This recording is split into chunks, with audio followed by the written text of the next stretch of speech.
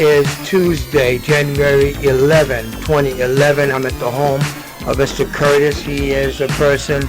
Hey, you there? Okay. Yeah, this is the whistleblower, the federal whistleblower. Okay. Got the New York skyline. Go ahead. Bang! That's what I'm talking about. Woo! Whoa, whoa, whoa. We getting deep here. What's this?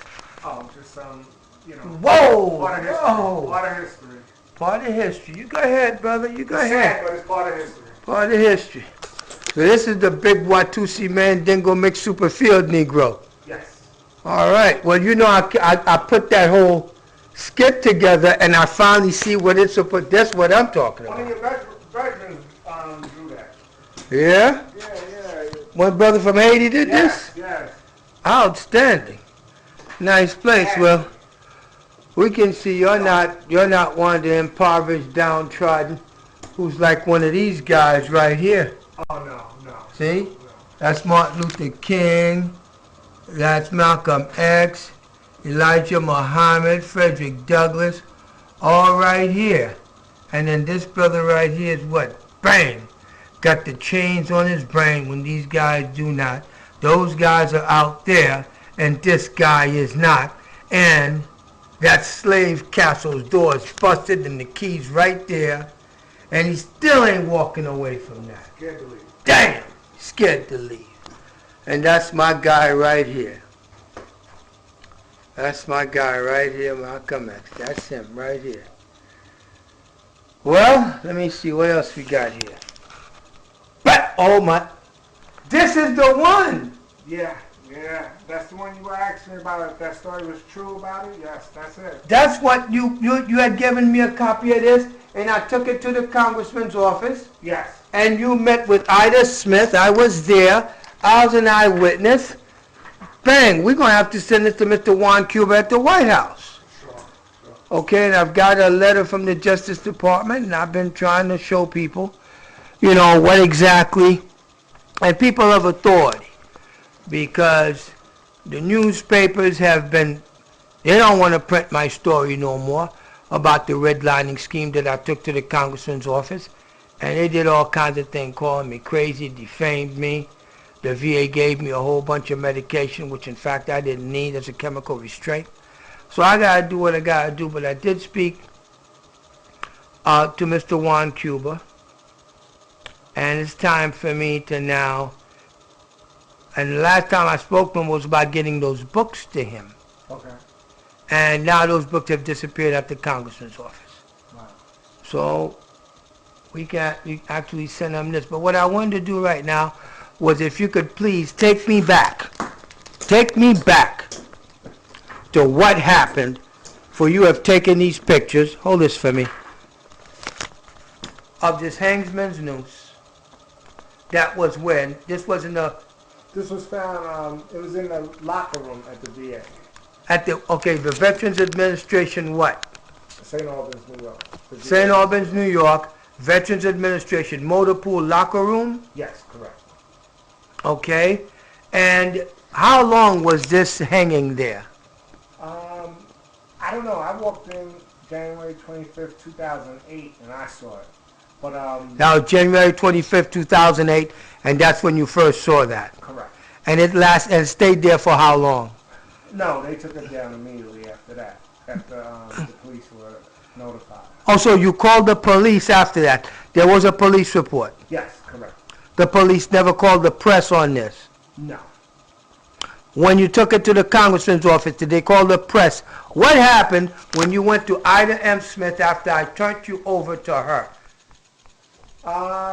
She spoke to me a few times about it, but nothing amounted out of it. I didn't get any feedback. I didn't get any change. And they told me that the federal government says it's legal to hang them.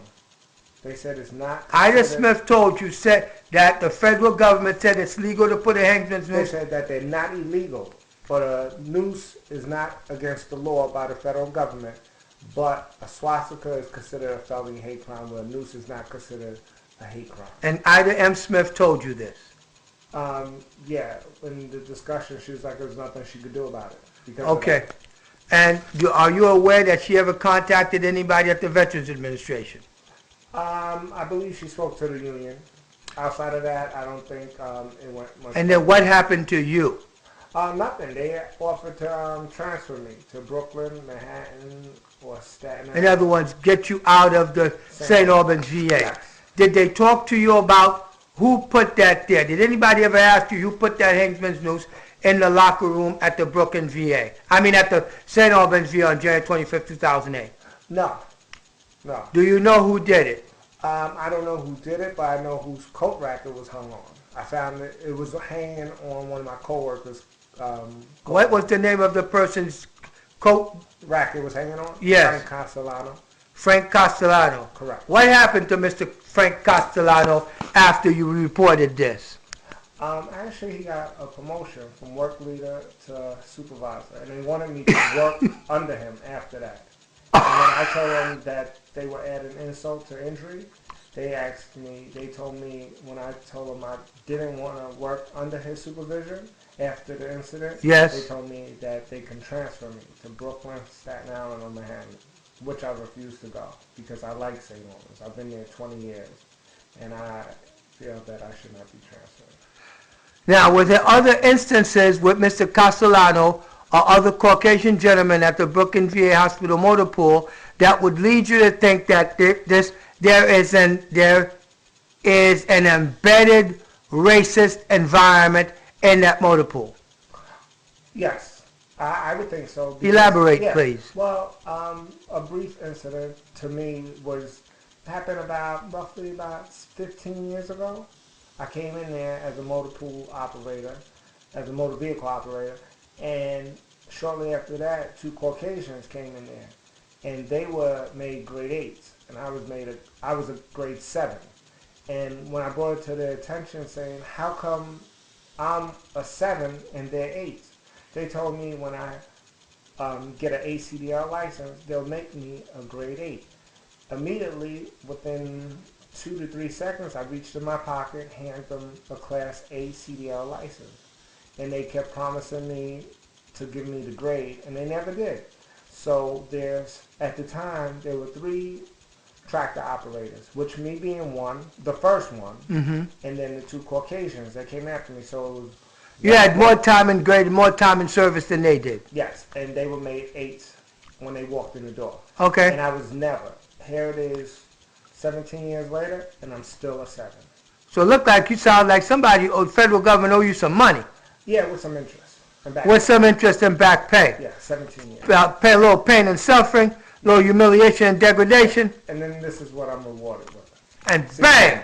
That's what you know Frank Castellano did it, don't you? I would surmise that it does belong to him. You suspect him?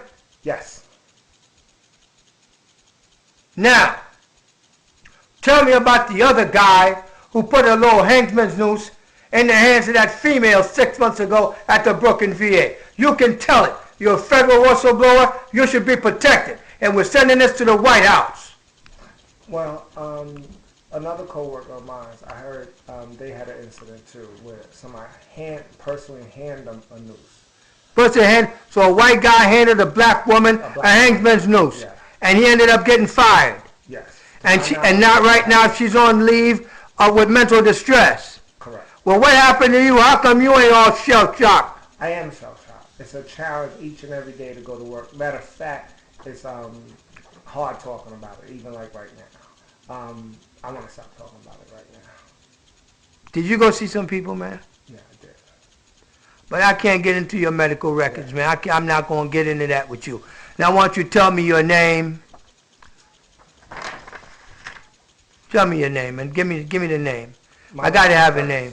Curtis Bench. Curtis? Bench. You work at the Brooklyn VA? St. Albans. St. Albans VA? Correct. And you've been there 20 years? 22 years in April. 22 years in April? Yes. And you're a whistleblower? Correct. Are you afraid something's going to happen to you? Yeah, I am. On a day-to-day basis, just going to work with the atmosphere and just all of the stuff that goes on and transpires. Oh, don't talk to him. He's a troublemaker. And so they've been slandering your name? Correct. You've been profiled. Correct.